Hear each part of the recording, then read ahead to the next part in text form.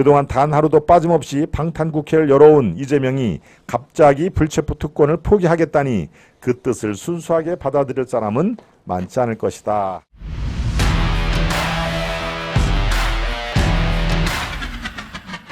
전문가들에게 돌팔이라는 이재명, 누가 진짜 돌팔이인가? 요 사설을 갖고 왔는데요.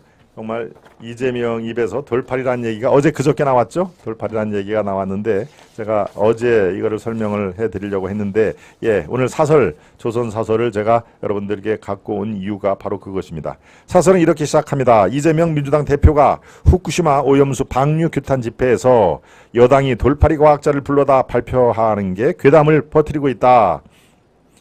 여당이 돌팔이 과학자를 불러다 발표하고 괴담을 퍼뜨리고 있다라고 이재명이 얘기를 한 것이죠. 집회에서. 그러자 박광원 원내대표는 국제원자력기구 즉 IAEA가 검증 결과를 발표하면 그게 진리인 것처럼 홍보한다고도 했다. 원자력 전문가를 돌팔이라고 몰아세우고 UN 기구인 IAEA 검증도 무시하겠다는 것이다. 일본의 원전 처리소 방류는 기본적으로 일본 문제다. 그런데 이에 대해 너무나 비과학적인 괴담을 퍼뜨리면 우리 수산업계가 피해를 본다. 민주당의 괴담에 대해 국내외 원자력 전문가들은 과학적 근거도 없이 위험을 과장해 국민 불안을 조성한다고 한다.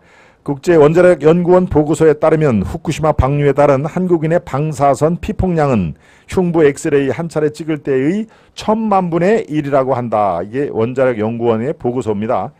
우리가 흉부에 엑스레이 찍을 때의 1000만 분의 1 정도로 아주 미미하다는 얘기죠.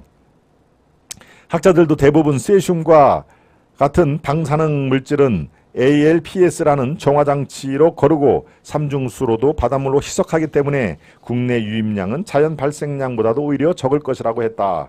이런 물질의 바다 유입은 중국 원전에서 50배 더 많이 벌어지고 있다. 이 과학자들은 원자력과 방사선 분야에서 경력을 쌓아 능력을 인정받은 국내외 주요 대학 교수와 전문가다. 공포 대신 과학으로 풀자고 한 원자력공학과 교수는 국내 처음으로 국제적 방사선 안전기관인 방사선 방호위원회 위원을 지냈다. 각종 괴담에 대한 일일 브리핑을 하는 대학 교수는 문재인 정부 때부터 원자력 안전위원회에서 일을 했다. 최근 후쿠시마를 방문한 시찰단도 대부분 원자력 안전을 10년에서 20년 이상을 연구한 전문가다. 그런데도 한국 정치판은 자기들 이익에 맞지 않으면 이 전문성을 대놓고 무시한다.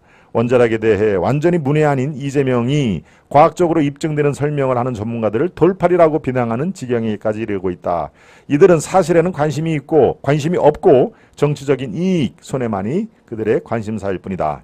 이재명은 국회 대표연설에서 불체포 권리를 포기하고 말씀드렸죠. 앞서 구속영장 청구 땐 제 발로 출석해 영장심사를 받겠다고 했다.